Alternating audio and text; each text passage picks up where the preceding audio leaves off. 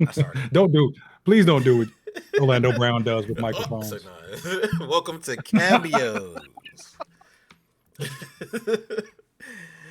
I am Samson. With me, I have Just Rambling. Food Money is back on his food tour. He stopped in from his pilgrimage to eat the One Piece snacks. He's doing well.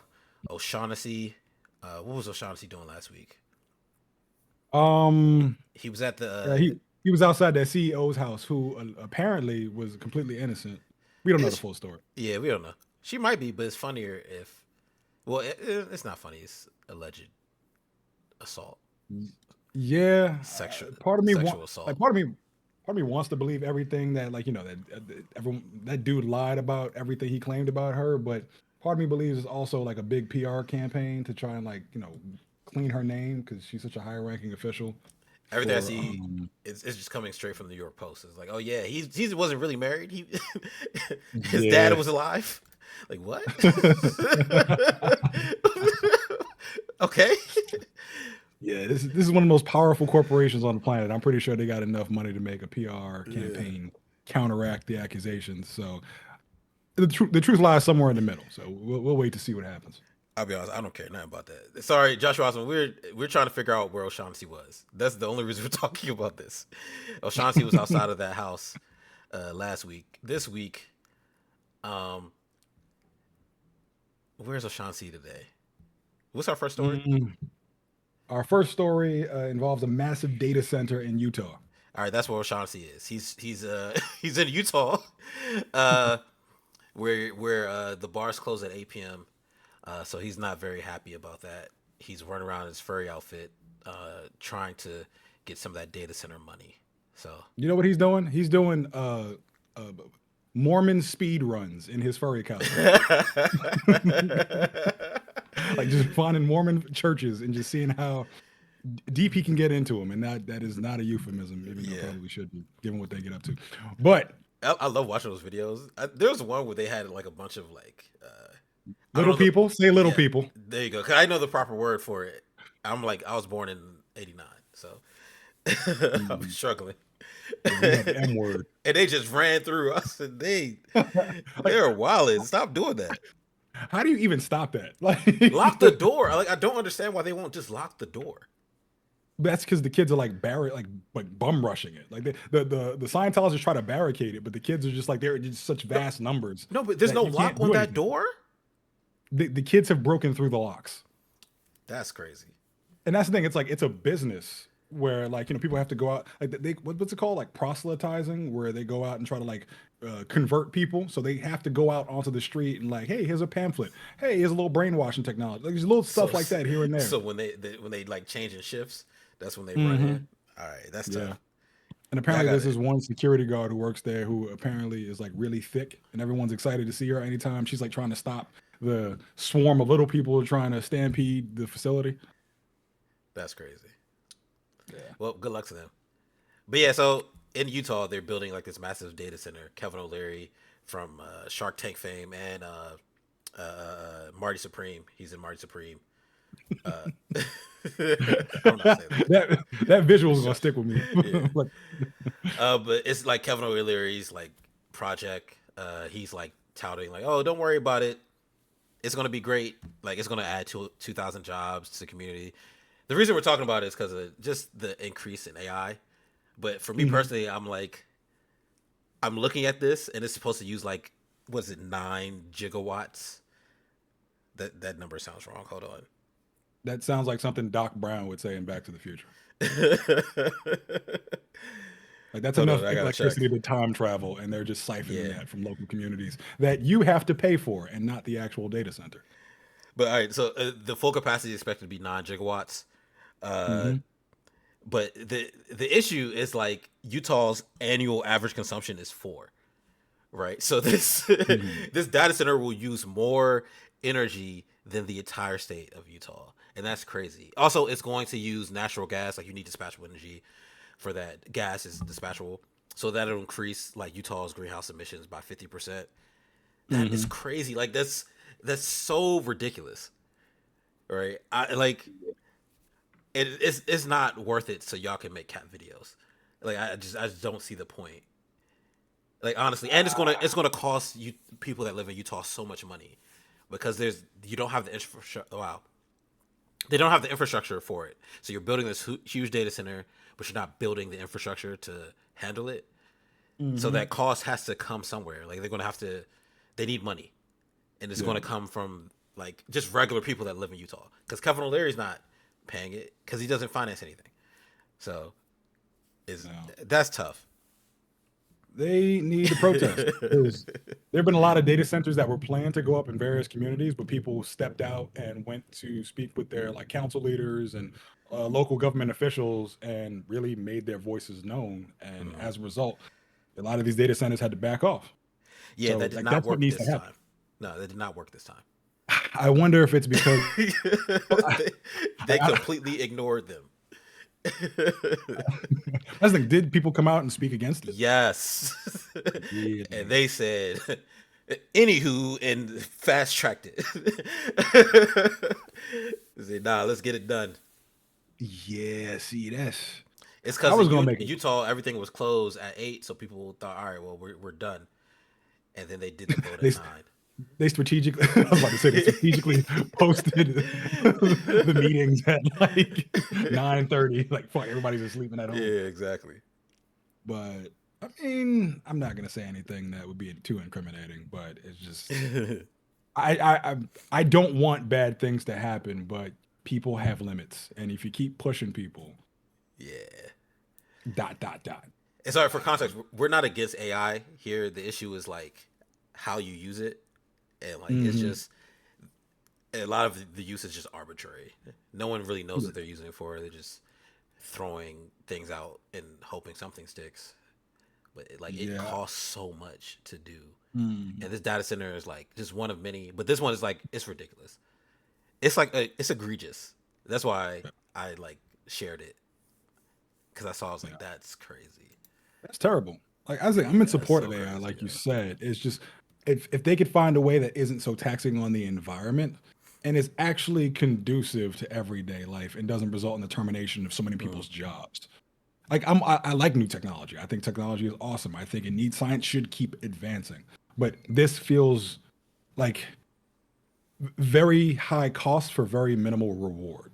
Where it's like, oh, hey, we get stupid AI generated images of Trump as Jesus, and we get uh, action scenes stolen from various corporations and artists, where you have Brad Pitt fighting Tom Cruise for the Infinity Gauntlet, and it's just like Yeah.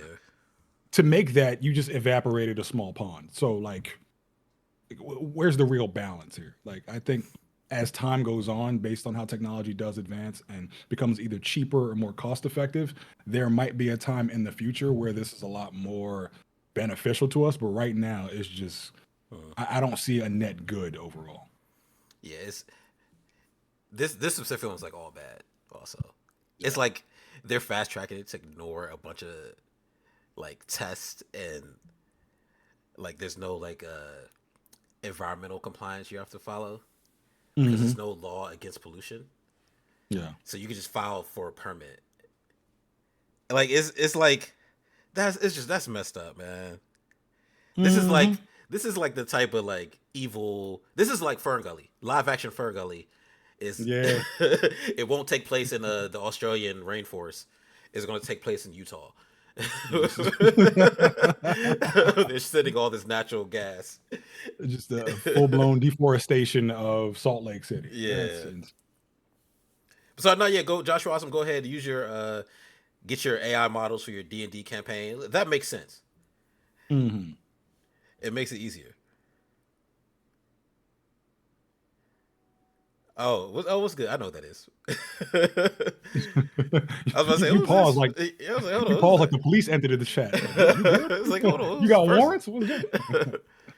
But yeah, also like that's I don't mind like alternate endings to things using AI. Like I don't want to take people's jobs, but I think just this the data center specifically is like the issue, and I Hmm. don't think China has these problems because China's infrastructure is very good. So Hmm. like they don't have like that grid strain, so they can like build and they're straight.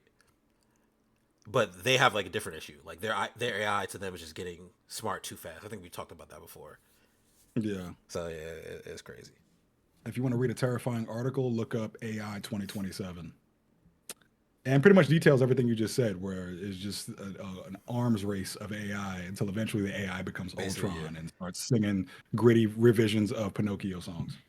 I think that's something Kevin Leary said too. Like he, Mhm. part No of it was strings on like, me. no, nah, I think he was talking about like competition. You know, No. keeping America up in the competition, which is all fine and good, but I just wish we had taken care of our infrastructure before all of this. It's like nobody thought ahead, I right? wish we would take care of a lot of things before we got to like things on the world stage, but for whatever reason, But just whatever. keep neglecting everything at home. Yeah. Let's see, what's our next story? Oh, we're okay. So we're trying to have a more condensed episode, and we just spent 12 minutes on AI. Hey, I'm sorry. We're- Go ahead. My bad. Listen, I'm just worried about what's going to happen when we get to the One Piece stuff because you're going to go off the rails, Nah, and you are I going to take don't. the I'm not gonna mantle go of off the just rails. rambling. All right. So, in food news, Pokemon scalpers are ensuring that fans can't even enjoy the little things in life as they are snatching up new limited edition Pop Tarts. Is this another recession indicator? I don't know, man. Wait, combine that with the Steam. Was it the Oh, the controller? Steam, yeah, the Steam controller. It just okay, the Steam controller just sold Same out thing. in, well, not just sold out, but when it released, it sold out in just 30 minutes after launch, and it's the same thing. Like Yeah. it, the retail price is 99.99, but then within seconds, it was already up on eBay for like 250 minimum. Right. How much were them boxes of Pokemon Pop Tarts? Them Jones is like $80. Like, All because it has a picture of Pikachu on the front of it. yeah, that doesn't make any sense, man. Like something's got to give. Like not everything is worth it. It's like when remember we go to movies, Hmm. somebody get like the little commemorative or it's a special edition popcorn bucket, Yeah, yeah, and then like literally, I think it was Peemers. He like looked online while we were in the movie. He was like, "Yo, they selling it already." I think it was the Deadpool joint. He checked yeah, online, and they were selling it for like $80. Like it's yeah. just free. I saw the Yoshi popcorn bucket for the Super Mario Galaxy movie was going Mhm. online for like 150. That's stupid. Oh, and shout out to Charles Gambino. Apparently, he's Yoshi in every language. It doesn't matter uh, which language that movie's in. He He's trying to get Yoshi. that bag. I wonder if he got paid in every country. Like he got paid in I mean, rupees, he got paid in yen, every currency. he's just building like a worldwide world chest of just Yeah. voice acting money. But Vin From Diesel saying did the same Yoshi thing for Groot. He was the voice actor for in in every every language. language. That's Yeah. hilarious. And he was just saying the same thing over and over again in different inflections, just like made millions off of it. That's amazing. Yeah. But I feel like we need to start beating up scalpers more. Like anytime you see one like shove past a child to try and get to a batch of Pokemon cards, just, you know, or we I just know. like, or we mobilize all of the kids and little people who have been storming the Scientology offices and have them stand post around all the new products. And as soon as a scalper tries to take one more than Mhm. one, you just get jumped like Gulliver's Travels, just like all these little people climbing up them and just beating them down into the pavement. I'm gonna start snatching it.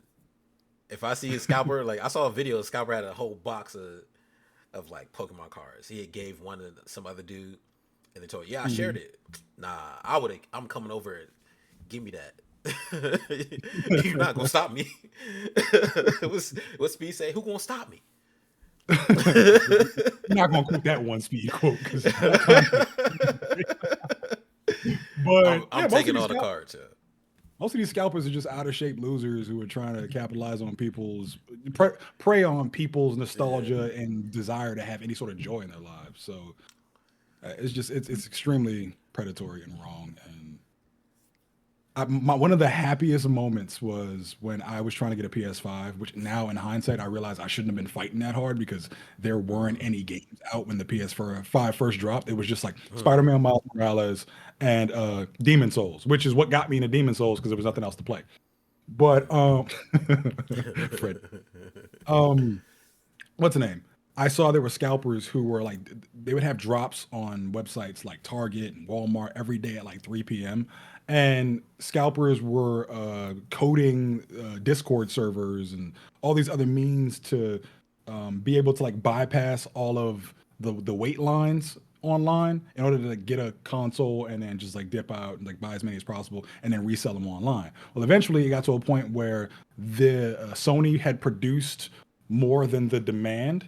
So as a result, Mm. the demand tanked, and so did the entire scalpers market. And you just saw pictures online of scalpers sitting on thousands of dollars of inventory that just they had to just sell at regular retail prices. And it's like that's Mm. what you fucking get. Like I know they're just gonna move on to the next big thing, but just to see their comeuppance in some way gave me a little Yeah. bit of satisfaction.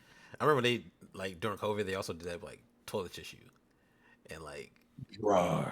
doing the most. And I remember some dude did it with like Nikes. Like some Nike shoe Oh, the, came the, out. the whole sneaker market is all full of resellers. Well, it was, but I've read somewhere that it tanked as well. Yeah, because some I remember what happened. Some dude had bought like a gang of shoes, Hmm. and I forgot what happened for the market to tank, but it immediately tanked, and he couldn't sell none of them. Good. And I just laughing, good. You shouldn't have done that. You gotta know the market. The But fact that yeah, Jordans cost like three, four, or $500 these days is insane. Like I remember when I was a kid trying to scrounge together like $100 from all my birthday money just to get one pair of Jordans. Like that was reasonable. Now it's just absurd. yeah.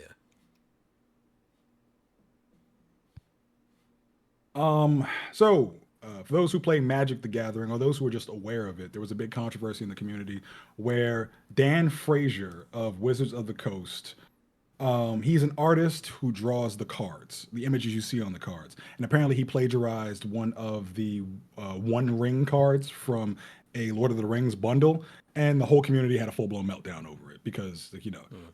it's an era of like AI art being stolen, and then for you, an artist, to go and steal another artist's work is just egregious. So yeah, they all dogpiled on him, and he had to issue a big statement apologizing for it. And then, he had the audacity to say, "For the eagle-eyed fans who notice this, and for all of you being strong advocates for amazing art and artists, sincerely, thank you for holding me accountable." It's like you would have gotten away with it if it wasn't for these meddling kids. Like, just The eagle eye was like that's throwing shots. You ain't have to say yeah, that. that's stupid. The So support humans, man. Joshua Awesome asks, so is it better to support human stealing or AI stealing? Human stealing. At least that one takes actual effort. Yeah, I It's respect wrong. the. Everybody gonna respect the shooter. Yeah, I mean, it's fucked up either way, but one is just I don't know. The whole thing with AI art generation is just still bad for me. Like I would love if it could generate its own original art, but it's just everything it does is derivative or just blatant Mhm, copying. mhm. DC launches a Building Bad sweepstakes, letting fans create a new Batman villain. So essentially, as it states, the contest kicks off from April 30th to May 31st, where fans 13 and up in the US, UK, and Canada can draw a new Batman villain, and whoever wins will get $10,000 and get to see their character debut in the current ongoing Batman run. So Wait, part of me which thinks this absolute Batman? no, no, no, no. Absolute Batman Oh, is just okay. Absolute Batman is what happens if you say, okay, how do we take the worst place in comics, the entire comics universe, and make it worse and turn all of these very simple villainous characters into like eldritch horrors of themselves? Hmm. But this is just more like in the mainline Batman universe with like the typical like Joker, Poison Ivy, et cetera, et cetera. Oh, okay, okay, Um, okay. Part of me think this is cool because it's like it gives artists an opportunity to be showcased. So whoever wins is definitely going to get some attention that they didn't have before, Hmm. and maybe they might get a job. I don't know, but that $10,000 reward prize tells me, hey, you are just going to get this money and nothing else. Yeah, you're No not gonna right, own none of them rights. no licensing, nothing. This is our character now. Thank you for your service. Do not expect a single cent, no matter, even if this character blows up to be as big as Thanos was, as we saw with like Jim Starlin, who created Thanos. Like, it doesn't matter. It's not like I've started to realize this more than ever now that I've gotten more into manga. where I Mm-hmm. love how Oda has creative control over his creations, and he does get a financial profit off of anytime One Piece does anything. That's amazing. That's what it should Mm-hmm. be. But over here in America with comic books, you just make a character, you get a one-time payout, and then you could just pretty much fuck off until then. I will say though, like, so Otis done this before, where he did like a little contest and let people like draw characters, and then he used some of those designs as like just random characters in One Piece. That's cool. Like it's cool, but they're not important, right? They get mentioned. Like, Yeah, they're like background characters. They have names though. They have like they're in one scene, right, where mhm, they talk, and then that's it. You never see them again. I haven't seen them again ever since. mhm. But I feel like having them someone design a villain for you, like, all right, man, It take feels this very 10K. Yeah, I don't like that. yeah, and you know, like there's a chance that this character could blow up just off the popularity it receives if it goes Yeah, viral online, if it has a cool design. If it has a Gooner design, you know it's gonna get even more popular and pop up on the Rule 34 subforums and shit. yeah, yeah. But It's gonna pop up in a movie. I'm saying it's like there's a possibility this character could appear in a Batman film long down the line, whether it's animated or live action, and this person ain't Mhm. gonna get shit for that. You got something? You got your little 10K. That's gonna pale, sad, like just tragically in comparison to what Mm-hmm. they're gonna make off of that character in the long run, if it does pop Yeah, off. yeah. Oh well. Good Nah. luck, y'all. I remember when Spike Lee was doing something like that for uh uh, what was it? She's Gotta Have It, the series that he Mhm. made. So he Yeah, had put out submission like, yeah, submit a song, but if you read it, like they own the rights to that song and they can just use it whenever they want. So you get paid one yeah. time. It's the same thing. Not like Mhm. nothing against Spike Lee, but it's the same thing. So they'll pay you Yeah, once and you get no royalties, no publishing. Like it's their song after that, and they can just use mhm. it as much as they want. And that's Yeah. like I get like competitions. You're like, yeah, oh, I want to get this shot, but sometimes it don't seem worth it. Mm. Yep. In some video Yeah, very good gaming way not to news, pay residuals. exactly. That's why, like I said, it's very. I see what they're up to, and it doesn't sit right with me. Yeah. In video game news, GameStop is preparing to make an offer to buy eBay. With what money? So they got Like financing from like it wasn't it wasn't the Saudis, but they they did made get all of it off of Funko Pops. They've sold enough Funko Pops to buy eBay. But what, man? I'm trying to remember where they got the financing from. It was like I think it was like 20% of it Mhm. financed through some bank. Yeah, It could be the Saudis because Saudis they bind up everything. I'm telling you, bro. Probably got some shell company that we don't know about. That's Yeah, that's that secret 20%. but I think I think it's a good move. Uh, the collectible space is expanding. Like we were talking about this at the Hmm. gym. I think Golden Collectibles or Golden Touch, whatever the auction house is called, eBay Hmm. has a partnership with them.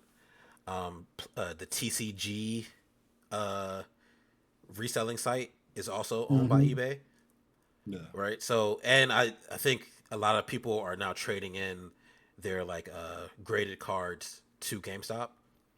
So Hmm. they're moving into that space, and since people like at some point the only reason for anyone to buy like a physical game is either you're me and you just want the copy, or like you're a collector, right? So Yeah. now you get into the space where like, all right, so now we have a reason to have this inventory. We have this Yeah. huge inventory of games that collectors would want before like gamers would want. It makes sense. But like you Hmm. said, where are they getting the money? Yeah. I Saudis. haven't been to GameStop and every time there's a major acquisition in the world of entertainment these days, I think it's the Saudis. Whether it be with the WWE or Paramount and the WB, like they've been making major moves in terms of like Yeah. trying to diversify their portfolio away from just everything being oil. Yeah, I don't even hate the Saudis. It's very smart to do. Yeah, it's a great It's a great investment. They're culture like, all move. right, we see what they're doing over there. Let's get in on that. And every chance they Exactly. get, I, here they come. I haven't I haven't been to GameStop in a while Do they still have that exchange where it's like you can bring in 12 games, then like, hey, we can give you either $8 in real money or $36 in store credit? Like, Yeah, definitely. I damn. think that when I saw some dude was trading in a bunch of graded cards, he got all store credit. So he probably stole every Damn. single. he I'd probably be furious. it's like 8K store credit, so he probably stole all those anyway. So, but imagine you could take your GameStop store credit and use it on eBay to buy like Gooner Oh, materials. I think this is a genius move. I think it's a great idea for GameStop. I hadn't considered that. Now I'm Okay, about so to give now me the some store credit goes a GameStops. lot way to, maybe now you're just not buying Funko Pops and all Yeah, kinds of miscellaneous nostalgia toys. Okay. yeah. You can hope. I would hope that you could take that credit and use it on eBay. Yeah. Logan Paul is the That worst thing to happen to the collectible Oh yeah. Now he has like One space. Piece and what was it? One Piece and Superman? Nah, it was a One Piece and a Yeah. Dragon Ball Z, but it was a Shonen Jump. It was the original Shonen Jump. Well, sorry, actually, it wasn't even the original. It was like a reprint of the Mhm. first issue that Dragon Ball Z and One Piece appeared in for Shonen Jump. But he was Okay. talking like he had One Piece and Dragon Ball Z, but he didn't. He had Shonen Jump. It very clearly says Shonen Jump on there. So yeah, it's a graded Shonen Jump reprint of the original, and he Okay. paid like just something dumb for it. I It's thought not. I think it was like $1 million or something. It's stupid. It's why are you doing that? I And then mean, he called himself Luffy D Monkey. All right, man, get out of I think here. so. Their whole brand is like trying to stir up hatred. This is very Mm. on brand for them. Even just like with the rage bait of like Luffy D Monkey, like that's just I it's don't know. very I he think wants the engagement. I feel like it was an accident. I really don't think he know what you're talking about. I think that every time people claim that these things are accidental, I think it's more of a marketing move. Because if there's one thing the Paul brothers are good at, it's stirring up rage, stirring up engagement, getting people to hate them, and getting them to tune into all their stuff. Mm. Oh, sorry. Also, And Logan Paul is a frustratingly talented wrestler. Like he annoys me in every other regard, but when this man is yeah, in he's really good. the ring, he is electrifying. Also, sorry. The issue is like it being reprint is not like an issue. It's just like it's not even the original that he said it was. So that's what I meant, Josh Washington, when I said that what he got was a reprint. Gotcha. Yeah, it's that's not like it's not an issue that's a reprint. It's the issue is like he didn't even know that it was a reprint. So hold on. So once upon a time, this is actually one of the first mobile games I heavily got into, thanks to this gentleman, Samsung. We used to be really into Marvel Snap, and I'm not gonna lie, it was one of my favorite all-time card games. Like I was hooked on this card game the same way I was with Pokemon back in the day, Yu-Gi-Oh, Magic the Gathering. This was my shit, and it was all digital, and it was all convenient and kept right on my phone, and I could just whip it out and play it for anywhere from 5 minutes to an hour on end. And I loved not every card drop, but I loved the time that I had with it until eventually it became too predatory in its microtransactions, as so many of these games do.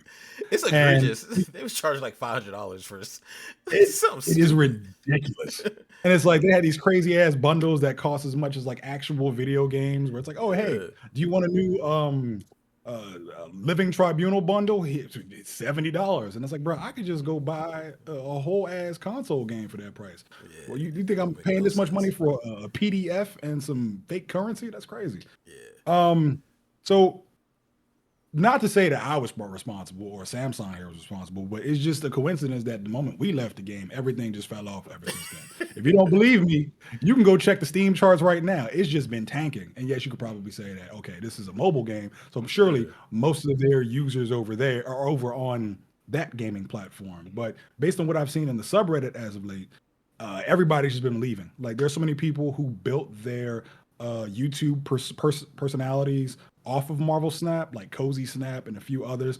They are gone now. They're on to different games, and apparently it's gotten so bad that Marvel Snap has had to have significant layoffs.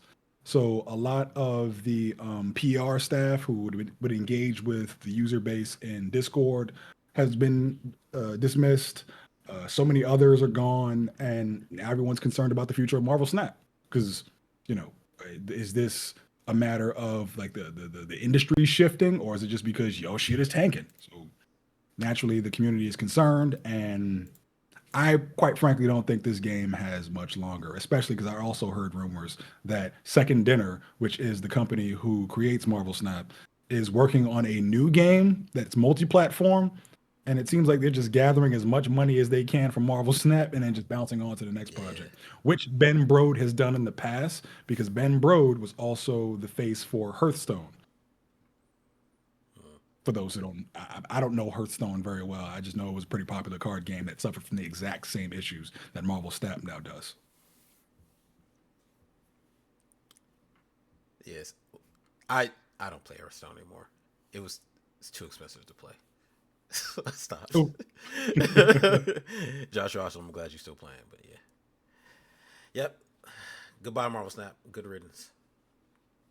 that's it. That's all you got. Yeah, that's all I got. I keep the game on my phone so they can see that I'm not using it. I want them to see. I want them to see it. I don't, I don't think that's how that works. I think they only care about who logs on. It doesn't matter Yeah, who actually has. I want them to know I'm not logging on. I want them to see that I have it, but I'm not engaging with it. That is a level of pettiness I can appreciate. Yeah. So It's a shame too, because it's for the I'm best. sorry. No, I don't like any of the changes they made. Like I'm not playing. I Right. refuse. Also, they So kept so okay. So they kept one of our biggest problems that we would always complain about, and it would be funny. Like every 2 weeks, every month, either you, me, Lucid, to Greek, somebody would pop into the chat with the new patch notes, and we would proceed to complain for hours on end about how they nerfed all the best cards, and now we couldn't go with the same strategies that we used to. But then we would come up with new strategies, and what would happen 2 weeks later? they nerf it. It's like they Cards got literally. nerfed again. I swear it's like Ben Bro was playing us, right? Like we be playing a game. He play against us. It's one of us do the wave check. Like, hold on, what's that? You can do that? Let's get rid of that. Let's make sure that doesn't work ever again. All right, man. And that's the stuff that would piss me off. It's like We I were can messing up the understand that meta, basically. I can understand there were things that were like truly oppressive in the meta. Because I remember there was the Zabu in his original state where he dropped all the cards to like 2 or 3 costs or whatever. I forgot what he did, but All like four costs it was cost one less, so they all cost three. yeah, one less or two less or whatever. And then you could drop 3 4 costs on turn 6 and just utterly like just obliterate somebody. Like and there was You gotta the know how to handle dreaded it. I mean, there were times it got way too out of hand. Then there was the dreaded Spider-Man and Professor Xavier combo, where it's like you lock down one lane with Spider-Man and then lock down the other with Professor X, and then nobody could play anything anymore. Like those things, I understand because it just made the game not fun to play, or just Galactus. But Listen, that didn't work like there on was just so me. many things. They just listen. You didn't climb to infinite every month now, so some shit worked Huh? on you. No, nothing worked. I didn't climb to infinite every month because I got tired of the foolishness. Plus, once I got to infinite once, I didn't care anymore, and I just wanted the variants. So I would only play for variants, and then they kept nerfing the things that I was using to beat the metas.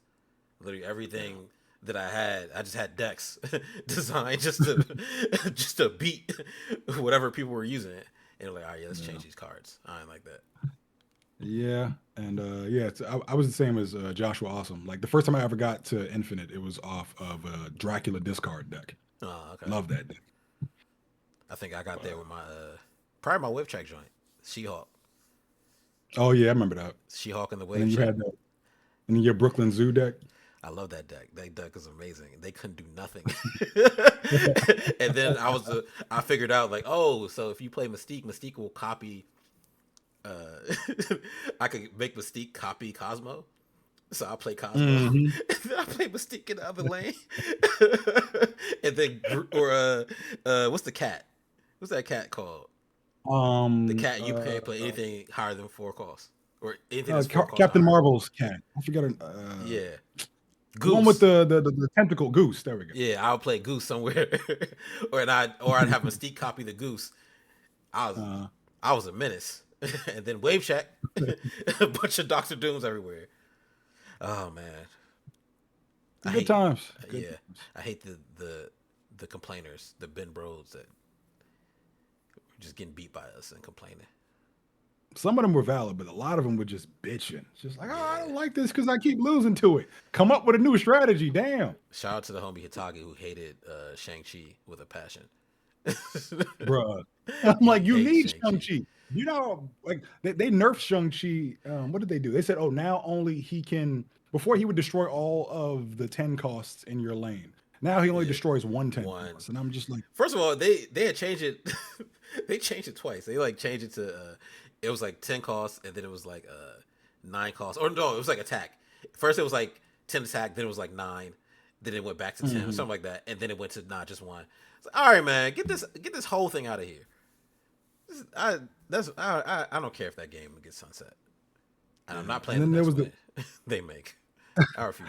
and the one that made me go away was the reveal that apparently they had cheater bots, where like Mm. bots that would deliberately, I don't know if they would read your hand, but or they would know exactly like what strategy you were going to use based on what deck you had, and they kept them in the game to sort of as like a release valve to like make sure that people didn't get too powerful enough to get to infinite too easily.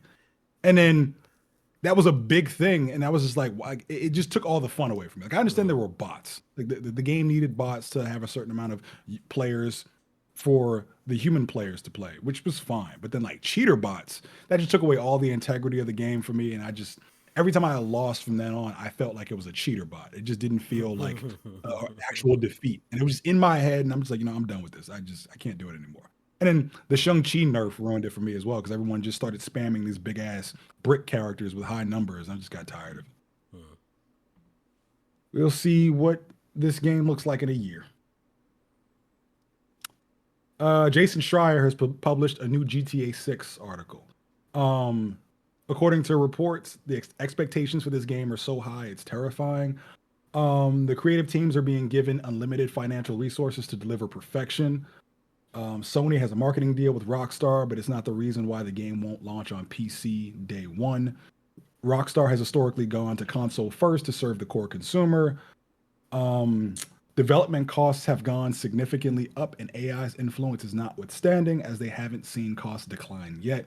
And selling 10 million units, a miraculous figure for most competitors, would be considered disastrous for this game, as some analysts have forecasted it will exceed 25 million copies sold at launch. So the stakes are high. I'm not playing this game I'm playing the fuck out of it. either. I am taking off work to play this game. You serious? There was a there hell yeah. Grand Theft Auto 5, the story mode is one of my favorite all-time games. Yeah, you I know how I feel absolutely about loved them it. story modes, man. Yeah, you just keep mashing buttons and getting past the dialogue. I know I I'm can't. devastated by it. We're gonna move on. But for me, I love Grand Theft Auto 5. I didn't play the online mode because it just became like Mm. just organized anarchy paid for by shark cards. But yeah, I can't wait to see what they do with the story. That's the thing. I'm worried that because they made so much fucking money off the shark cards with the online mode in GTA 5, that Mm. GTA 6's mode isn't going to be given the time and effort that it deserves. I think it's going to be kind of just like, oh, hey, here's an introduction to the game. Now, please go buy a mansion in the Florida Keys using your Mm. real currency. Like, if that happens, I'm going to be furious. Mm. Like one thing I do love about Grand Theft Auto is how immersive it always has felt, and I want them to replicate that same feeling with this one, just in Vice City. Uh, a new Smash Bros. Game is reportedly releasing as early as 2027. Masahiro Sakurai is rumored to be working on the game since finishing Kirby Air Riders. Can't do it. I'm out. Not getting it Switch 2. You could play it at my house. You don't want that. You're right. I don't. I hate people fighting Yeah. You thought small Tekken was demons. bad. I just be trying to have fun in fighting games. You motherfuckers playing like y'all got Nah, I'm a scholarships beast. on. Oh, sorry. Yeah. So Josh Washam and for Super Smash Brothers specifically, I'm like pro level. Like, I'm like really good. Like I've played pros. I played in. He counts frames and like all that No, I crazy don't. shit. Y'all count them. What Bane say? I was born into it. I don't gotta count. I can just see it. I'm like Rain Man when it comes to Smash Brothers. But I can't. I can't get a Switch 2, so I can't do it. I gotta stand by my dollar. Also, like my experience with the last one, I didn't like how like the game was more powerful than the system, and I feel like it'll probably be the same for this new one anyway. So all that lag, it just it's not like I can't be competitive with it. So yeah, but it'll probably do amazing numbers. So yeah. My thing is, it's like, how do you really go up from the last game in terms of the roster? Because I was at my homie's house the other night. We were playing. No, they were playing Smash Bros. And I was watching, and he unlocked everybody. Like he had everybody from like Roy and Marth to like Sora from Kingdom Hearts, and I'm just like, what's next? Like, Just add who Pokemon. else do you bring in? Like Bad Bunny? Like I just Nah, there's a lot of characters. new Pokemon, all the originals back. Sonic, Knuckles, How many characters Tails. was on the roster for the last one? I don't I know. feel like It's it a was like lot. 62, 72. Yeah, it's a lot. Look it up. I'm Smash. trying to think. What else is like? There Probably were some. 89 fighters in Smash Bros. Ultimate. That's a lot. They probably add some like stuff from like more stuff from Super Mario World, more like Donkey Kong variants. You know, Who else? Like I feel like they got just the Dixie entirety Kong, of Nintendo. Funky Kong. Yeah, I mean, Actually, true, but they put Funky Kong in a game. I might have to get it. It's like, Funky nah. Kong, Funky Kong is the only character I'm in the whole Donkey Kong canon that I'm willing to accept as black. No, I can't accept a monkey, a gorilla as a black person. See, when Listen, we so yeah, Seth remember I Rogen is said Donkey Kong. So nah. Remember I said the racism. We gonna talk about it when we talk about this movie. oh yeah. But no, Funky Based on Kong what is you just definitely said. Donkey Kong is definitely a white man, a white surfer bro. Diddy Kong, I don't know what Diddy Kong is. He barely speak. I like Dixie Kong. Dixie Kong is dope. Yeah, And Dixie I Kong. like Cranky Kong. Hmm. But yeah, Cranky we'll Kong is see. like a crotchety old Republican. Yeah, they can put him in the game. That actually would be pretty cool. Yeah, But I think once you have a game that has like Sora in it, you got to go above and beyond with the next one. You could definitely have a few like random characters like the ones you just mentioned, but you really got to bring some big names. Last one had Joker from Persona in it, Cloud and Sephiroth from Final Fantasy VII. Like that's a lot. they'll get something good going. That game's always popular. It always sells well. So Oh yeah, it's always gonna sell well. yeah. I'm curious as to how you go up. Maybe like a more refined story mode. Like I don't know. According to reports, Assassin's Creed Invictus, which I did not know was a thing until this news article, playtest leaks say that the game is fucking awful. And I'm not even trying to be hyperbolic or funny. Like it says, and I quote, fucking awful, and could be delayed from its intended 2026 release or even canceled. There goes another studio. I'm trying to figure out what kind of game this is. It feels like, okay, from what I can tell from this article, it seems like it's another live service game. Yeah, it's Like just a it's a money small. grab. All right, that's enough. Yeah, when are they gonna learn their lessons that people don't want these stupid ass new live service games? Yeah, I think they go ahead and uh, talk to Roblox, see what's working for them. Yeah, but just have some like 14-year-old coder create Assassin's Creed Invictus in Roblox and Yeah, then make your money off of that. Because yeah, otherwise, exactly. live service doesn't seem like it's doing very well these days. Yeah, it's not hot no more. Yeah. What was that last game that came out from the creators of Destiny? Oh, I It's don't the know one that with game. the green Marathon. That game's. I don't even know if it sucked or not. I just know it came and went. I just, It it don't seem like it's popping. Like I don't hear anything about it on Twitter or TikTok and nothing. I think my friend said he liked it. He said it was like glitchy a little bit, but I don't know. I don't think he's Yeah, still I'm gonna playing check it the because Steam. he was texting me about Arc Raiders, and I was like, yeah, Uh-huh. I'm on Yote. So I Yeah, can't help you. it's not looking good. Yeah, Um, that's all good. over the last over the last 30 days, it has lost about 13% of its user base with its peak players. Actually, no, peak players is around 30,000 over the last 30 days. And when it peaked, it started at 77,000. So I feel like that's kind of normal for a lot of these games where like they lose half their user base when once the hype dies down, and that's what the live service has to work with. But like I said, I don't hear any buzz about it. Yeah. Also, and Joshua, also, Overwatch got a resurgence because like it had an established fan base. They just wanted the game they love back, and they gave them what they love back. So everyone came back to the game. Like, all right, yeah, we're happy again. Let's play. But I'm you always can't going. make any new ones. They like wrap it Yep. up, wrap it up. Yeah.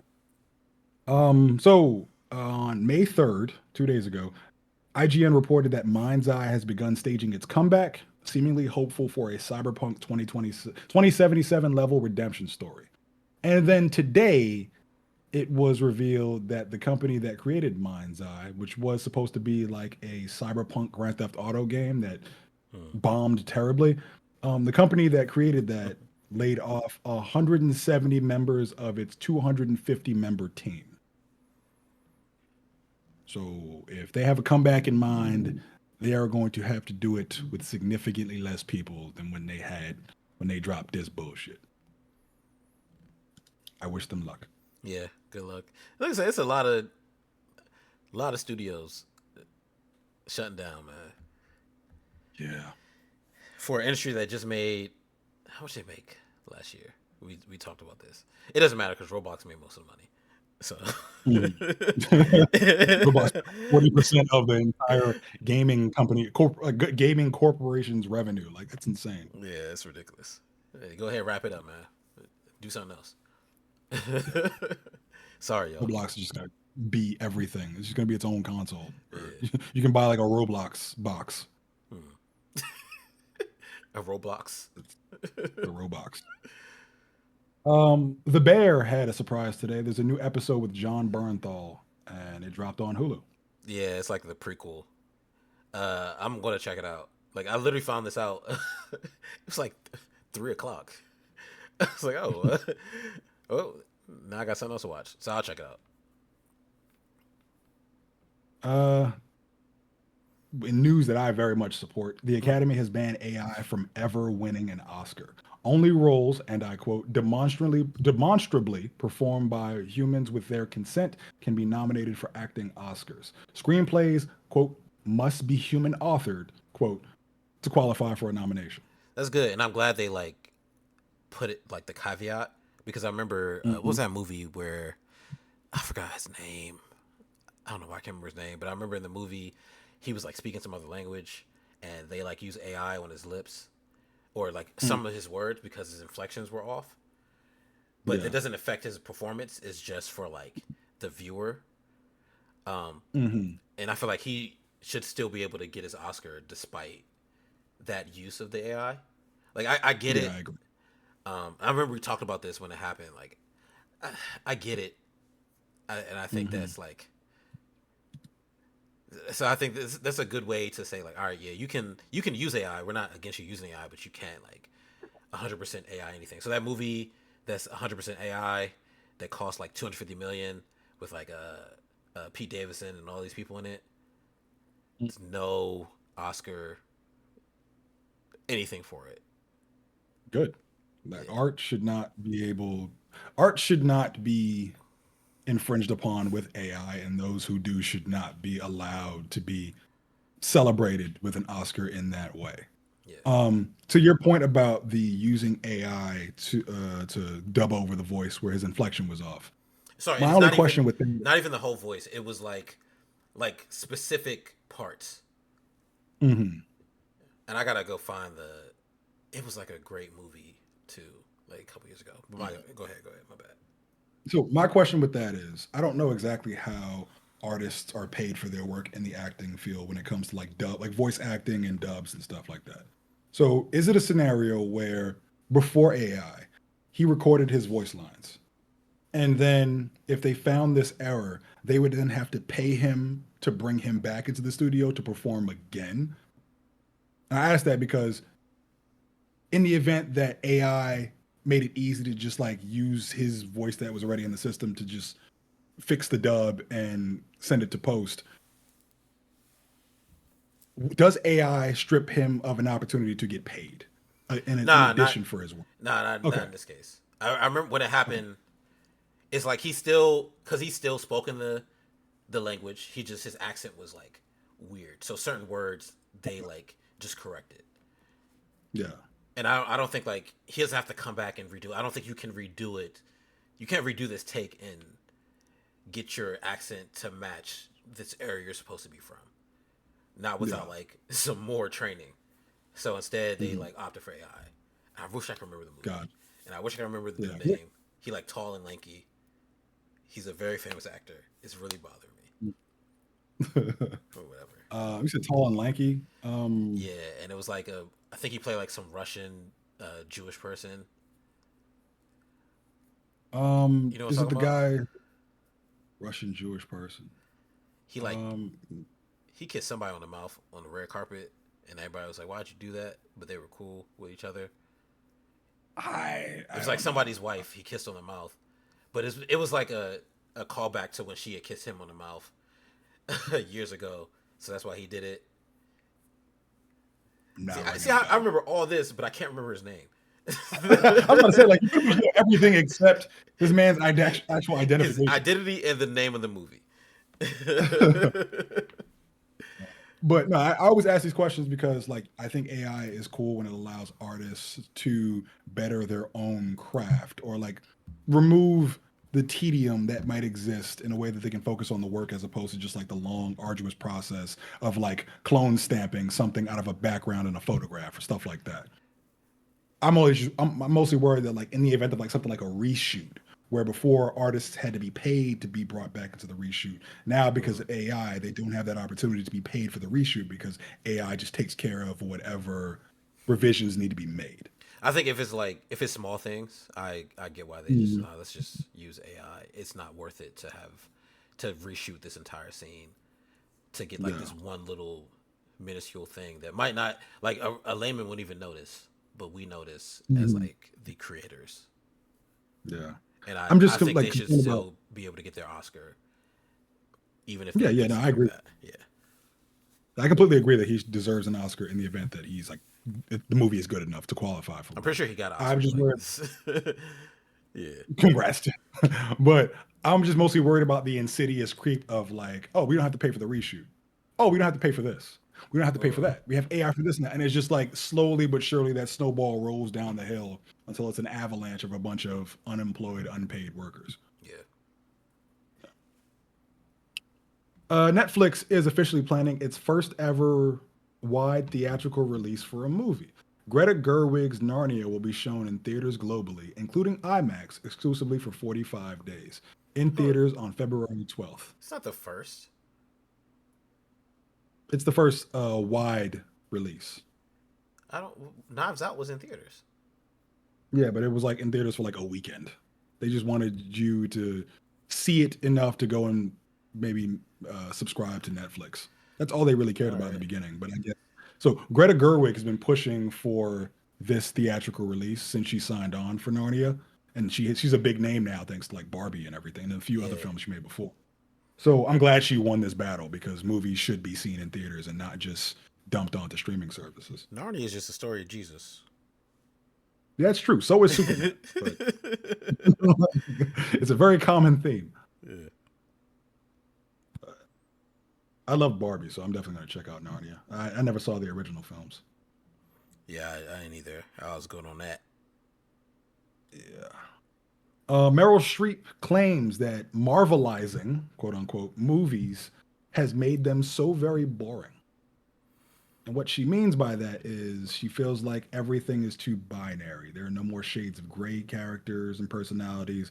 Everything is a very clear cut hero, villain, and it removes all the nuance of character. Um, and it's all very boring to Miss Streep.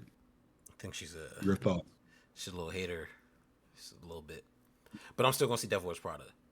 So I'm not because there's nothing about it that seems like it's gotten very mediocre reviews online. Um, haters. so it's funny she mentions that, and I'm pretty sure she has a different perception of the industry, seeing as how she's literally in it. Mm-hmm. But from a comic book fan's point of view, I feel like one of the biggest complaints about a lot of the Marvel villains were that they were too humanized. Like, were that they were too shades of gray, like Killmonger and his tragic backstories. Like, they felt like they were always, fans were complaining that there were no real, just like evil for the sake of being evil kind of villains. There always had to be some sort of justification. Like, Stark Mm-hmm. committed some war crime, or T'Challa's dad killed his uncle and abandoned the child and stuff like that. And we really Mm-hmm. didn't get villains who were evil for the sake of being evil until like I think Gila from God of War. I mean not God of War. Thor Ragnarok. Was she evil? She was just fucking evil. I didn't think she was evil. I thought she was just trying to get back to the war. I thought she was just with the squabbles. That was pretty evil. That's evil. Like, There's yeah, something she wrong was with just me. yeah, she was evil that came Odin's heyday of being the conqueror of the nine realms, where they just went around just raising entire realms to ash in the name of Asgard. And she just wanted to go back to those old ways. I don't think that's evil. Let's get back to. She's just tired of the wokeness. She's a crazy. So I she don't know. wanted the Like I feel like squabbles back. she was, and that's like that was what everyone was saying about when Tom Holland's Peter Parker first encountered Norman Osborn. Because Mm-hmm. before he was used to villains who were just wronged by Tony Stark because Tony ruined the Vulture's livelihood or embarrassed Mysterio. Mm-hmm. Norman Osborn's Green Goblin persona just wanted the fucking smoke. Just crazy for the sake of crazy. Now I'm a power bomb your ass through 7 stories down into the basement where I let your Mm-hmm. aunt die. Yeah, that was evil. Yeah, that was evil. And then Mm-hmm. Doctor Strange's villains. What was the story with the first villain? Dormammu? Um, Dormammu. Yeah, Oh, because so it wasn't even Dormammu. It was the dude. He was like an acolyte of Dormammu. the So dude who should have been Doctor Doom. yeah, and he wasn't evil. He like was lied to.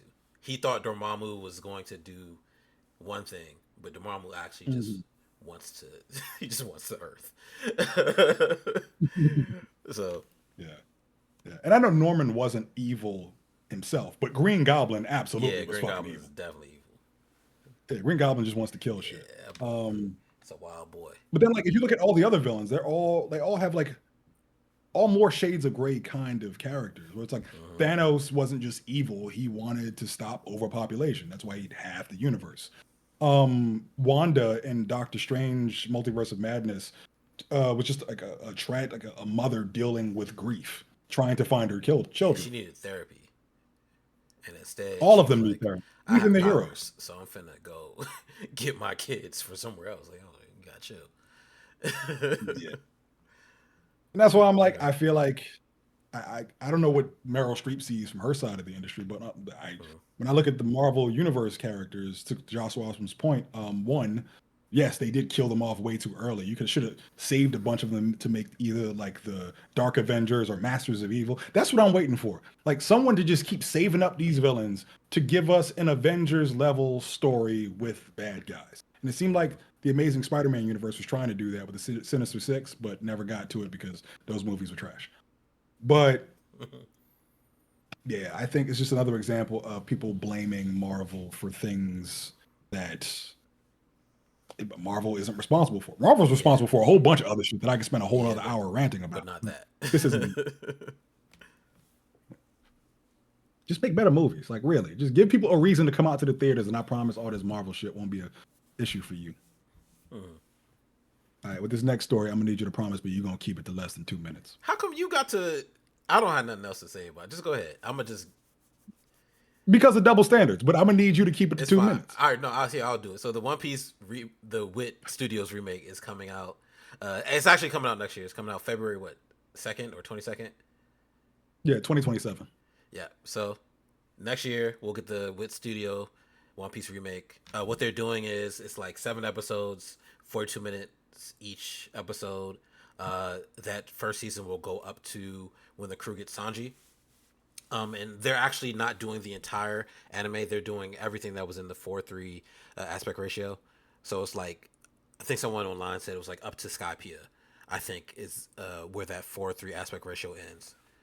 So that's why they still wanted the original voice acting cast to come back and do the show. The the voice actress for Luffy didn't want to do it at first because she thought it was going to be the entire series, and she's like 71. Like she tired, but it's not like it's so she good, so she can go in and do that stuff. But yeah, that's it. So very excited for that. It looks like it's going to be great. What studio is a great animation studio. Um, that's it. That's all I got to say about Proud of you. I was timing you. You got 1 minute and 27 seconds. that. Listen, we got to get to the Good main job. topic. All right, we got one trailer before we get to the main topic, and we got a new trailer for Christopher Nolan's The Odyssey, which is in theaters Yeah, on July 17th. they got a whole new IMAX camera just for this. I'm excited. A friend of mine, she was like, "Why are they saying dad? They should be saying father." Thank you. Okay, see, I got two complaints, but that's one of I was them. like, I told her, I was like, first of all, you don't question Nolan ever again in your life. This is what we not going to do. Yeah, don't even question Christopher Nolan. He does no so, wrong. so I know there are instances where they take American dialect and apply it to foreign events, and it does play out well. Like Uh, Chernobyl, the series by Craig Mazin on HBO, incredible series. mm, Happened in Russia. Not a single Russian accent to be found in that entire series. Not a single Dos Vidanya. Like nothing. Just all American. In this, I didn't like it as much because it feels too American. It's not just a matter of like not using the accents. It's just using American dialect. It would be like if you heard Achilles say, "Yo, that's cool." Like it just mm. doesn't really. I don't know. Like I had the same complaint with like Denzel not having Hey, any sort of accent in Gladiator. don't you ever Listen, I love disrespect Denzel. Denzel like I this. worship at the altar of Sorry, Denzel. Denzel. I will never deny his greatness. Don't But respect him just Denzel. be having a Disrespect regular Denzel. accent in Gladiator 2, which was a bad movie as it is, it didn't gel well with me. Among the rest of the movie, where for some reason they made Crowe's character a cheater again. We're not gonna get into that. That's definitely a spoiler. Saved your ass time. But with this, when I heard it, I'm like, what? Like, did you just say dad?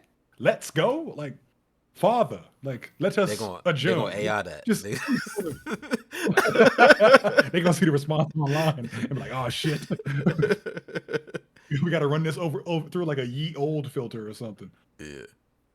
But that's a perfect example. Actually, I'm not gonna lie. No, never mind. I did like the Leonardo DiCaprio version of Romeo and Juliet, which is the best version That's on the film in my only opinion. Romeo and Juliet I've ever seen.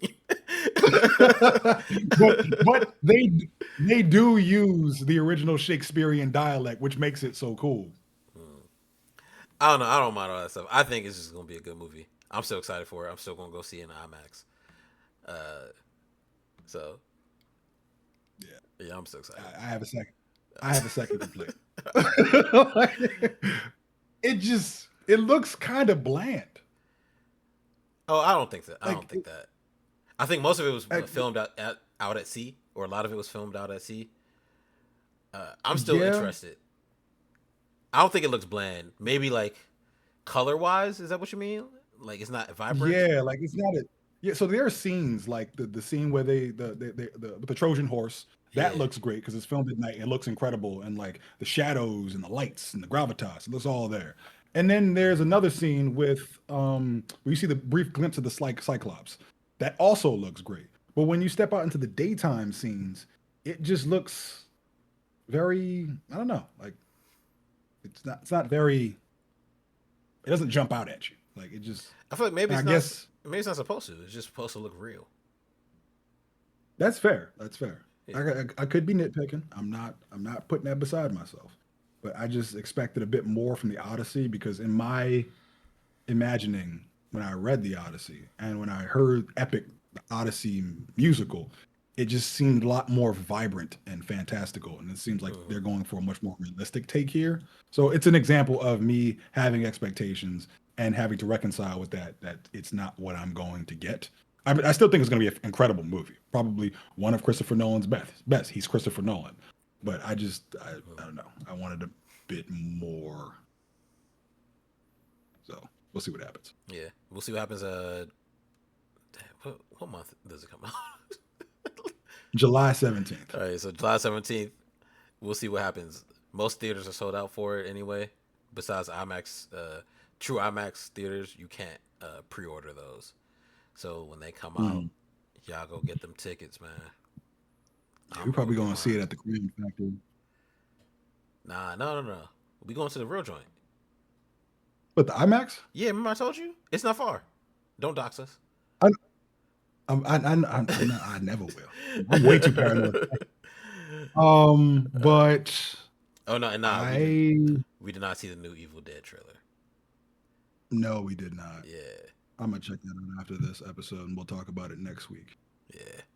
I'm just trying to figure out how we gonna get IMAX tickets when all IMAX is sold out. No, no, this thing you can't. The true IMAX you can't pre-order the tickets, so you have to wait until they go on sale and then buy them. So there's like Okay, IMAX Experience, which is like AMC and all that stuff, and then there's the true IMAX. That's different. We're going to true IMAX, so gotcha. we gotta Without cross doc, state lines to go to that joint. okay, without doxing us, how long of a drive are we talking? I'll dox us because I already said cross state lines, and then if I say how long it takes us to cross state lines, then that's a dox because somebody's Not smart enough really. to. There's only like 5 true IMAX theaters in the country. Oh shit, that's right. Never mind. Yeah, honestly, they probably would show at Yeah. the Vegas Sphere also. That'd be cool. Hmm. Yeah, The tickets for that are gonna be like $350 yeah. per person. Well, sorry, there's like All 38 right. true IMAX, and there's like 5 ones that use the film reel, something like that. I remember Hmm. random like I looked it up randomly because of Sinners, because it's the same thing. You can go IMAX experience, but you want the actual true IMAX theater, which is different, and there's not Hmm. many left. And especially Yeah. for this, because they made a whole IMAX made a whole camera just for Christopher Nolan to shoot this movie. So I do want to see this in Yeah. IMAX specifically, but I'll tell you later. All right, cool. That brings us to our main topic, where Samsung has accused me of racism, and I'm Sure curious have. as to why he thinks that. For those who don't know, we both saw Michael. I saw it last week. He saw it this past Sunday, was it? Yeah, shout out to Chico. Yeah, we saw it on Sunday. Yes. Amazing film. What is your review number for this so-called amazing film, Samsung? It's not 6 out of 10 like yours because that's 3/5, and that's what we used to be considered racism. See how I broke it down? That's the math. I mean, Michael definitely uh, Chico gave it a divide that five out number of even five. further. 5 out of 5 from Chico. So is Chico racist too? Nah, he gave it five. This is max. 5 out of 5. Or you get 5 out of 5 or Yeah, 5 out of 10? 5 out of 5 because he didn't put a ratio. So I'm gonna assume. I'm All right, about to he's a say, like, hater. I'm a little suspicious. He's a hater. I'll give it a 7 out of 10 Yours is one number higher than mine, and yet because I'm that's not. racist. Yeah, it's not 3/5. You can't reduce that. You can't simplify it. Why did you give it a 7 out of 10? Because I got plenty of thoughts. Wait, hold on. Sorry for those that are wondering why I keep looking over here. The season finale of Funny AF is on right now, so I have to make sure I can get my vote in. It's on Netflix. Great show. Shout out to Kevin Hart and the team. They did a really good job. I really like that show. Uh, but yeah, I'm gonna make sure I get my vote in. All right, I don't have to get my vote in yet. All right, so I gave it 7 out of 10 because I see why people like were upset about like uh what was included in the movie. I don't think Mhm. it's fair to like be mad that like all the controversy with like the Neverland and all that stuff was not included because this movie takes place before all that stuff even happens. But I do think it's fair to be like, all right, so why are we not diving into like how eccentric Mike truly was, or like his like creative process, like anything character driven with Michael, or like his parents, or like his family. And you don't need to focus on them, but I feel like you could focus a little bit on Joe and his relationship with Michael, and then how Michael felt about like all the stuff going on with like Joe trying to control his life. I feel like you could have gone more into that. Instead, they like really went hard with the songs. It's like literally Mhm. like they'll be practicing, right? I remember the scene, the movie opened with them practicing in the living room, right? I was like, oh, this is a cute scene, but they sang the whole song. So like, yo, y'all had to do the whole thing, and then after they finished that, sat at the table for a little bit. Now they at the club performing again. All right, so it's cool. They working. I see where you're going. They do a lot of work, but they did the whole song again, right? Then they came home, and Joe like, nah, we got to practice. So they did the song again, the whole song. It's like consistent. They keep doing the entire song. It didn't matter what scene it was. The whole iconic beat it choreography. That was a great Mhm. scene. It was the entire song of choreography. The concerts, the entire song. Like at a certain point, like, all right, come on, man.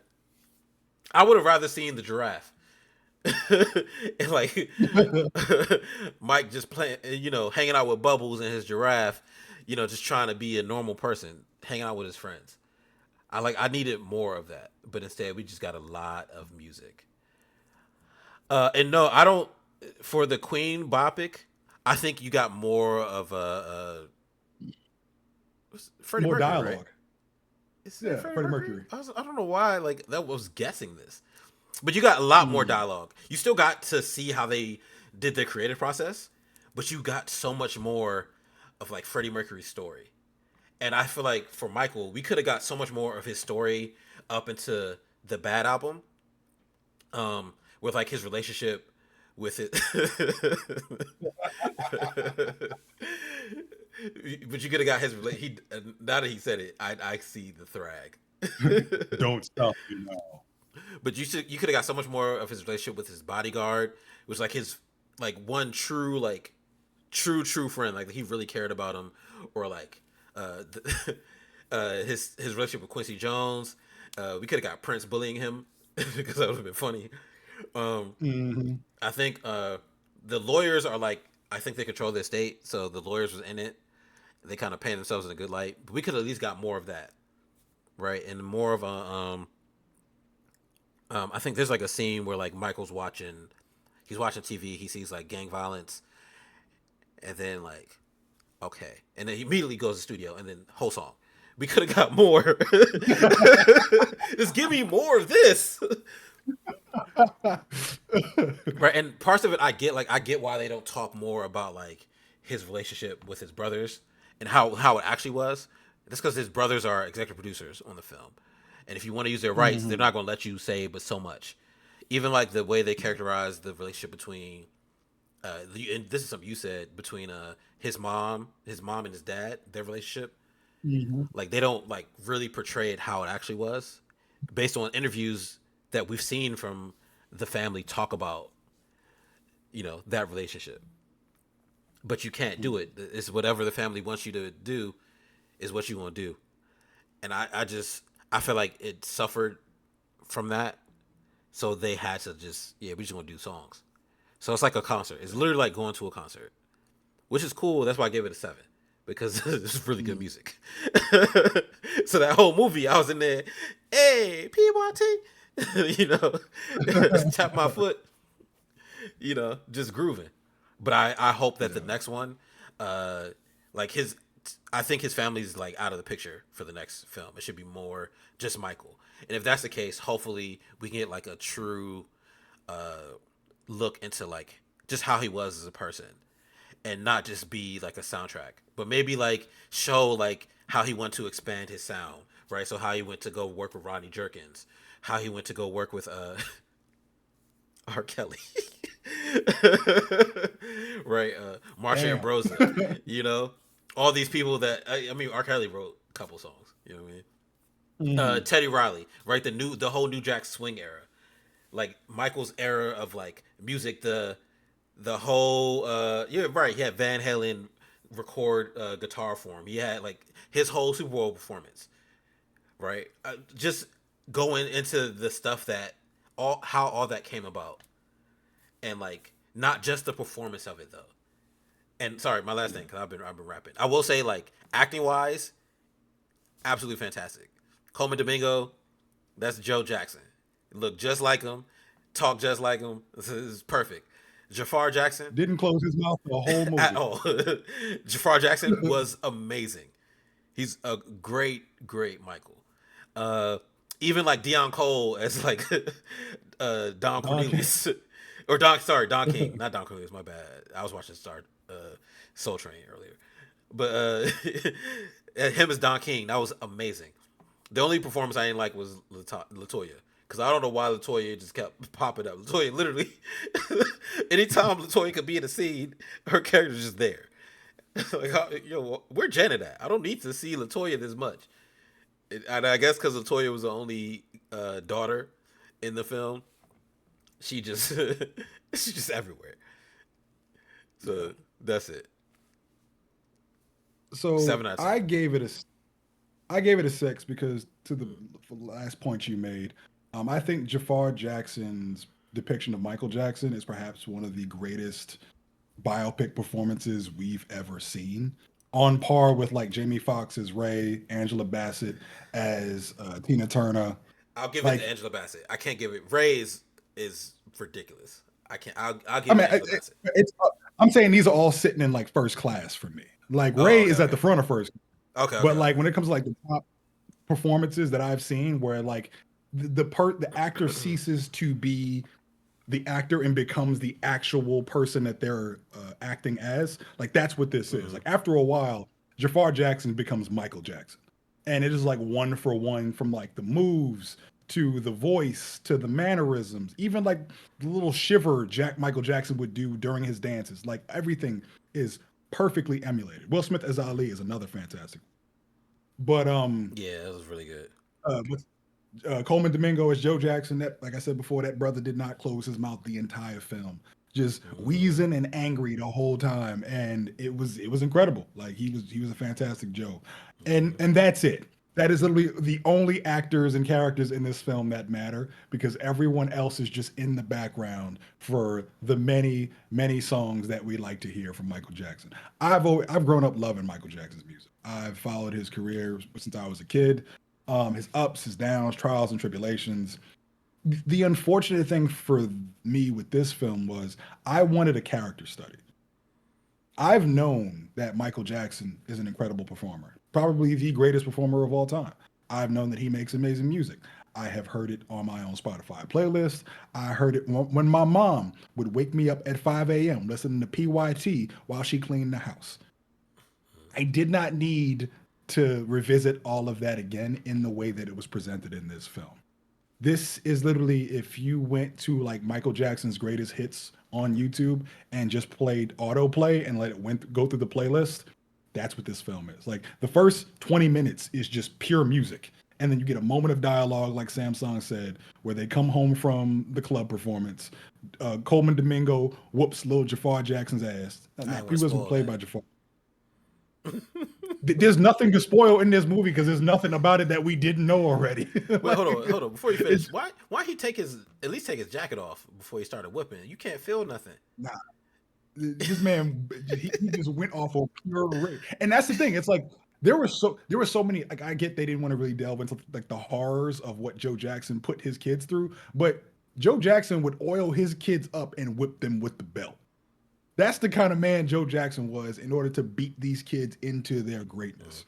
And like there are so many more things that occurred that I would have liked to see, or things that we didn't even know about that haven't been detailed in a documentary. If this film is produced by his brothers, they have insights into not only his life, but their life with him that they could have presented to the Mm. general public that we've never known before. And that would have been amazing to see. Beyond even that, like Michael doesn't even feel like a fully fledged character because he's treated as like this golden child without flaws or anything whatsoever. His entire personality can be broken up into the chosen musical one, loves children, likes animals, afraid of his dad. And those Mm. four things are recycled over and over again. When really, Michael has one of the most interesting psychological profiles of any superstar we've ever known. He was simultaneously childish in a way that like he was childlike. Like he had this big heart that he protected because he carried it from his childhood that he didn't receive. And as a result, he was very juvenile, very soft, and very gentle. But he was simultaneously so rigid when it came to his pursuit of ambition and perfection that he could be compared to somebody like Michael Jordan or Kobe Bryant, where you have these phenomenal athletes who were also assholes to people in ways that made them become great along the way. Because we hear stories all the time about how like Michael Jordan would be so fiercely competitive that if you like flipped a coin and say, "Hey, I bet I can get tails more than you," he gonna lock in and be like, "Let's do it then." And like he's taking it He had a gambling frighteningly problem. seriously. Yeah, He had an issue. but it's like but it's like that's the kind of person Michael Jordan was, and he had to have that sort of like Hmm. hunger in order for him to become Mike, in order for Kobe to become Kobe. Michael was the exact same way. There are stories where Michael was so adamant about perfection that he once fired his sound guy in the middle of a performance because the sound guy kept fucking up the vocals or the beat or whatever. And the way Michael is depicted without flaws here is a bit annoying because there are moments where you look at Michael's past and you realize he was kind of an asshole at times. And again, it was an asshole in pursuit of greatness, but it's like this man sung firing somebody in the middle of the performance. You can look it up. Look up Michael fires Brad either on YouTube or TikTok, and he's mocking this guy. He's like, "Brad, what are you gonna do? Job gone," and dancing to the shit. Like, I'm gonna look it it is up. it is hilarious, and it is definitely an asshole moment for Mike. And there are so many other things you could really get into to where like he was so obsessed with perfection. Where during his Motown 25 performance, it was reported that one, in order for him to do the performance that he did, where he debuted the moonwalk and the toe stand and all of that, Joe wanted him to perform with the Jackson Five during Motown 25. And he said, "Okay, I'm only going to do that if you let me get my own solo performance." And then he did the solo performance that we all saw Hold on, in the Joshua. film. Also, And stop quoting Michael Jackson songs and albums in these questions. but it's like to my point, I won't try to go on too long with the ramble, but like during that Motown 25 performance where he debuted the moonwalk and all that stuff, Mhm. it was reported that he ran back and cried because he didn't think it was good enough. He thought that his toe stand wasn't crisp enough, and then he made a fool of himself. And then Well, he no, begged the producers of Motown 25, didn't they say that in the huh? movie? Then they, yeah, Yes. my toe stand wasn't long enough. Yeah, but they said it as if like he was like, oh, like all like gentle and whimsy about it. Like, no, he ran backstage and cried because he felt like it wasn't good enough. And then he begged the producers of Motown 25 to not like air that. Hmm.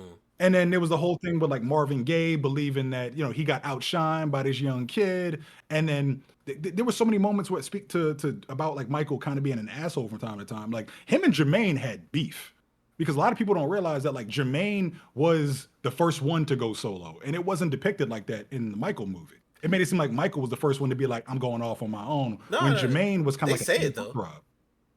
They say it. I feel like they don't get into it though. No, they don't get into it, but they do say like in one of the scenes where they're like in Joe's office, Yeah, then they're like, someone's like, yeah, what about Jermaine? Like Jermaine made his choice when he decided to stay at Motown when we came to Epic. That's them saying, oh, he went solo. That's as yeah, close as it gets. But you have to like yeah. I mean, know. that's it's like, but you have to know it. Like for Yeah, you people, have to if know. there's a lot of people who are going to listen to this, like who wouldn't know what the hell that was even about had I not just said it now. And Hmm. it's like, Michael would beef with Jermaine because they had competing solo albums, and I don't know what it was about Jermaine's music that didn't really make it into the mainstream today, while Michael's did. But like Michael would receive awards for his albums and be like, I love everybody. I love all of my brothers and Jermaine. Like just fucking with him. So it's like these are little things that I would have liked to see about Michael's psyche, his creative process, his Yeah, struggles. What does it mean to be dealing with the psychological impacts of having a restrained or pretty much a non-existent childhood, being thrust into the mainstream as the biggest superstar to ever exist, and then having to manage all that? Like there's so much that could have been explored, and we just got Spotify playlist. And it was cool. Like I'm not gonna lie, the human nature part at the end of it, it was beautifully shot. I felt the feelings that I'm yeah. I meant to know feel. Jafar was hitting the notes. I know that was Jafar. Bruh. He was every little tick and dance. He was Yeah. knocking that shit out the park. He Even was young not the Michael was problem. really good too. We could tell he was singing. Shout out to Chico. He was like, yeah, I could tell he was singing because he was off key for a second. I was like, oh yeah, that was really good. The performance Yeah, is so good. They're really good performances. Sorry, and yeah, Josh Russell asked, like, I would go. Jamie Foxx's Ray is mhm. top. Honestly, my next one would probably be Jafar as Michael Jackson. That was like one of the best. Uh, Yeah. and then after that is Flex Washington as Michael Jackson. If you've never seen that, go watch it. It is funny. Flex Yeah, still gets made fun of for that. Uh, yeah. So then Will Smith uh, after that. Will Smith as Ali, he was really good. He should have won an Oscar yeah, for that to me. yeah. A really good biopic, and I know I'm gonna get a little hate for this. The Elvis biopic was really good, Oh and I yeah, say that even though they left out him marrying his like 16-year-old cousin. yeah, they did leave out that part. But they don't, the reason why I liked it is because they don't make him out to be this flawless character.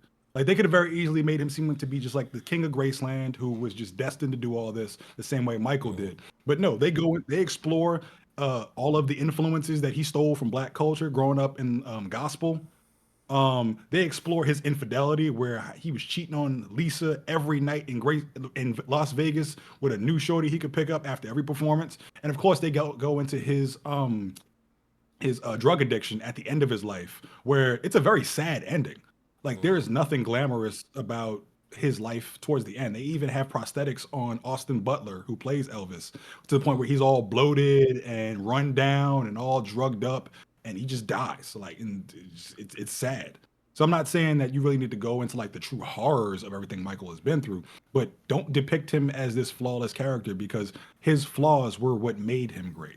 Yeah, I think they probably thought it would show him in a bad light, and like the family or part of the family was involved. They were like maybe they didn't want to do that, but I don't think it's like Yeah. a bad light to show like him firing a sound director or like him making fun Mhm. of people, right? Because I think it's just this normal. He's just a human, but Yeah. you also show like how involved he was with like all the Make a Wish kids, and like how kind he was when he like saw people that want an autograph. All these things that Mhm. that in addition to like these other things that seem kind of mean. I think that would have been a good addition, and to just cut down some of them songs. They really don't need to be that long. Add dialogue, bro. Yeah, It was like it was like a whopping 15 minutes of dialogue in that entire film, and then the rest was just music. Great music. It's great Michael's music music. Of though. course, it's gonna be fantastic. So yeah, so hopefully But like they are making a second one. I think we said this like mhm. last week or something. Like week one, they made like 324 million. I'm sure. Matter of fact, hold on, let me check what it is now. Uh, let's see where they at now. 435 million. Uh, currently, They said it needs to make 700 million in order for them to consider a sequel. I thought they already started the sequel. No, they started talks for the sequel. They haven't started production Oh, okay, because okay. Antoine Fuqua's schedule is pretty busy, so Hmm.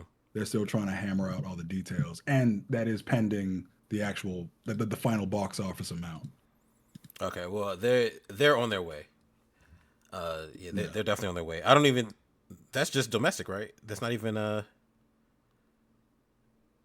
check it Mm, later. yeah, but Yeah, but if they do the they're on their sequel, way. it's all downhill.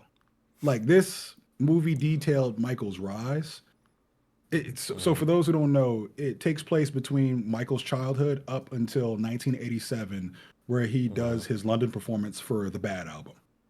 And everything after that is just like I think he receives his first allegations about let's call it child misconduct. Or I'm only saying that because I don't know which censors allow. But I think the first one he receives is in 1993, and they did try to go into that in this film at the Mm-hmm. end, but there was a legal clause in the settlement that Michael made with that kid for I think like 20 mil that said he cannot be depicted in any sort of documentaries, films, et cetera, et cetera. Like his name cannot be mentioned, and I think they violated that, and as a result, they had to reshoot the entire ending of this film for another 15 million. Like it was just Which is so they why did try. So it's not like they're trying to that's why they glaze was over singing. that aspect of it. Sorry, and then I would hope like if they do a second one, they show his transformations. They do show him get a nose job in the first one, and they show like why he got the nose job. He did like I think a good scene was like him doing his affirmations, like him standing in the mirror doing his Yeah. affirmations. Like I hope they do more of that in the second one. So I thought you were about to say a pun because you were like, why? Why? Like, I thought you were about to go into the whole. nah, Joshua Awesome use up all the pun energy.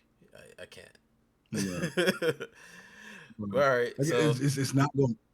Like, it's not going to be a happy movie. Like everyone needs to brace yeah, themselves for that now because Michael is just it's the descent into the allegations and him dangling blanket off of a balcony and that was fine. We just need to see yeah. I blanket. think The world need to see blanket. So yeah. he hey, here's my baby. I think he had the biggest court, one of the biggest FBI cases, where it's like I think, like it was like how long was I think like 4 years or whatever, and they brought like I know they was trying dozens to. or hundreds of That's witnesses. because he bought all the Beatles publishing. He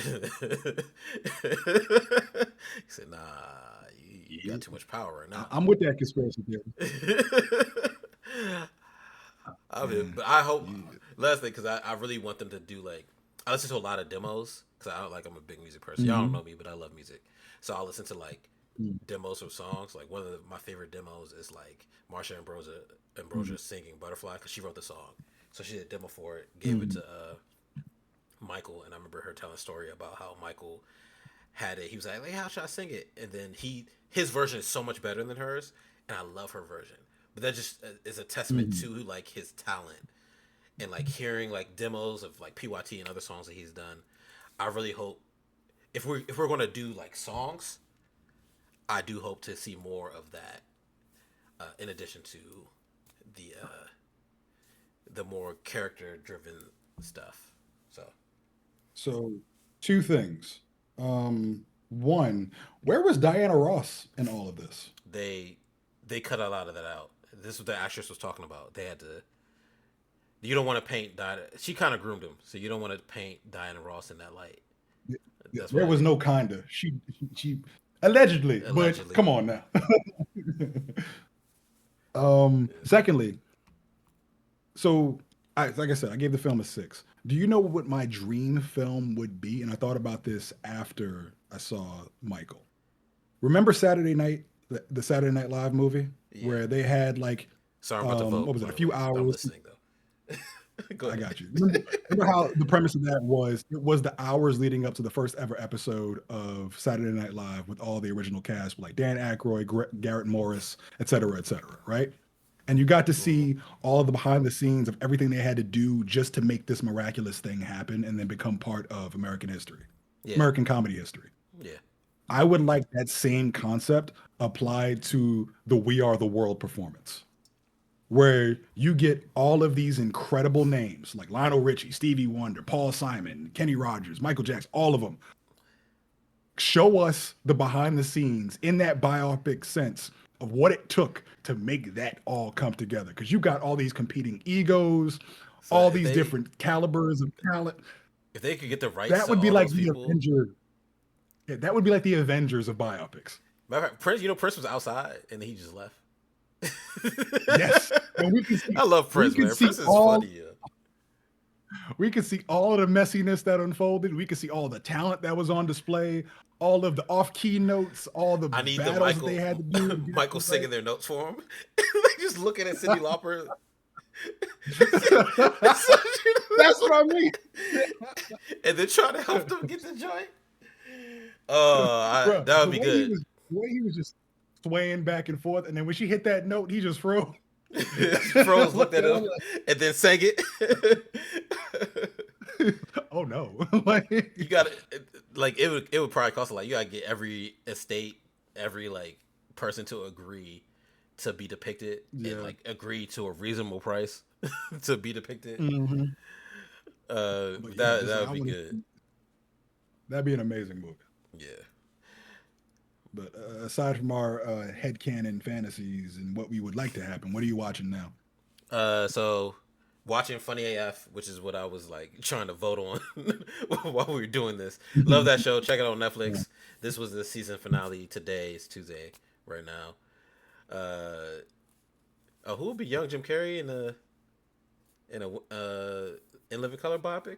Ooh, and Living Uh, Color biopic. Timmy That's Temp. you You can't know, hell no. You you can't replicate Jim Carrey. Like I think he is Austin literally a Butler. one for one. I think he could do it. He seems like he could I transform, think or he one of the Scars guards. nah. That's the thing. It's like Austin Butler could have the build and the face for it, but like Mhm. being able to morph his face the way that Jim Carrey does, and then the voices, and then the body, like he's a living cartoon You character. got to get the youngest Scars guard, the one that's Pennywise. That might not be the youngest I one. don't even believe that's a hard one, man. I can't imagine anybody who could do that. And you'd have to find like a no-name actor who just catapults into stardom after that performance. Probably Jim Carrey. It just Jim Carrey doing it. It's just it's CG his face, so he looks younger. Just give him his uh, old Ace Ventura film. and to get the Wayans is just there's a bunch of Wayans. You just get their sons. Yeah, exactly. Yeah, but so Actually, I'm watching funny. Oh my bad. Go ahead. I'll say one thing. Have you ever? I don't know who's. It's one of the Wayans' daughters who looks. It's not like she looks just like Kim, and it's like it's ear because you know all the Wayans look like each other, Yeah, yeah. but I don't know As if family should. it's yeah, of course no, but they look like carbon copies of one another. You can tell Uh, that's a Wayans either with the eyes or anything, but I don't know whose daughter it mm, is. I don't know if it's who's Damon Wayans Jr. I think it might be his daughter where she looks exactly like Kim and just cast her as her aunt or mm. great aunt. But yes, continue. Sorry, I cut you off. So funny AF. Uh, Uh, common side effects. I finished that whole season in like a day. It's so mhm. good. I don't know why I didn't watch that sooner. That show is amazing. Oh, what scary movie come out at the same time as Odyssey? I don't remember. I Mm, was seeing a scary movie. does it? I can't remember. I'm going to watch Devil Wears Prada tomorrow. Excited for that, honestly. Mortal Kombat Mhm. comes out this weekend, so excited for that. I think maybe probably season finale of Daredevil Born Again season 2. I think that's tomorrow. Watching the boys. I think the on what is it? Not is it the 19th? Something like that, or the 12th? Something like that. Mhm. That's where the season finale of the boys comes out, and I think it's going to be in theaters. I'm watching it, not too excited about it. Just not really feeling this season that much. Although I did love the last episode. The last episode was really good. Um, and then I think that's it. Oh, One Piece, the new One Piece season. Yeah. Mhm. For me, I started watching Rooster, which is a show created by Bill Lawrence of Scrubs fame, which Samsung does not like for some strange reason. It's Sorry. on HBO. It's really, really funny, and it deals with how can explain it without spoiling? Um, a author whose daughter is a teacher, a professor at an institute, and she gets into some drama. And the father comes to visit the daughter, amidst that drama, and then chaos unfolds. And that's the best way I can explain it. But it's very, very funny. It stars Steve Carell, the actor who plays Jamie Tart in Ted Lasso. There's a bunch of other cameos. Oh, actually, the actor I can't remember. Oh, John C. McGinley, who plays Cox in Scrubs, he's in it. There's a bunch of other cameos from other Bill Lawrence shows like Spin City. Like I highly recommend it. It's very funny. 30 minutes per episode. Check it out. HBO Max. And aside from that, I'm playing Pragmata, which is the ultimate um, archetype of the grizzled adult finds a young child, nurtures her, protects her during an apocalyptic situation. That whole trope, but it's very fun. Has a great mechanic with a third-person shooting style that I really enjoy. It's kind of like a puzzle shooter, while a shooter. Best way I can explain it. It's like you're putting in combos to defeat or weaken enemies before you shoot at them. It's really fun. Also recommend that. And pretty much, yeah, Joel with an android. Best way to put it. That's pretty much it. After that, I don't know if I'm going to jump into another shooting game, but I really want to play Soros. I've been hearing fantastic reviews about that.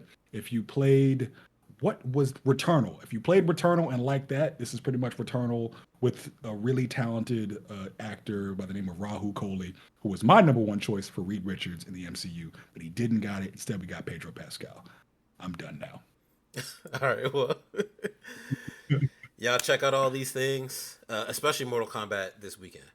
It looks very good, and Mhm. you know, you can watch us. This is Twitch. You watch it on Twitch, Spotify, Apple Podcasts, wherever you watch your podcasts, YouTube, all that stuff. Um, until next week, when I think is that when I gotta do some things. Yeah, next week will probably be a Thursday show because I got some things I gotta do on Tuesday. But we'll be back next week with more news. And yeah, I need to figure out a tag to end it. Peace. Peace.